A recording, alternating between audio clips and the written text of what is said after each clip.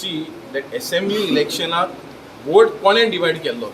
आतां RG आसा, RG जी आसा एज ऑफ डेट कुठल्याय कॉन्स्टिट्युएन्सीन कसलो इश्यू घेतलो तो पयलें सांगा. फकत वोट फोडपाचें काम RGन केलेलें आसा आनी परत RG काम एलिगेशन करता की जशें तुमी डेप्युटी स्पीकर जो BJPचे कॅन्डिडेट तुमी पळय सपोर्ट करून ताका निवडून हाडलेलो आमचो जोशुआ पळय आसा, परत तुमी इन कनायवन्स विथ द BJP परत बसलेले आसा. तुमची कापासता जाल्यार यो फुरसा कोणें सोपूत घे आनी सांग हें खरें फोट म्हणून. हांव इतलें गोंयच्या लोकांक सांगता. Absolutely, RG is completely backed by BJP because they have clearly shown that deputy speaker election they have supported the BJP candidate. What else we need to know? It's very clear, and they divided the votes only of Congress.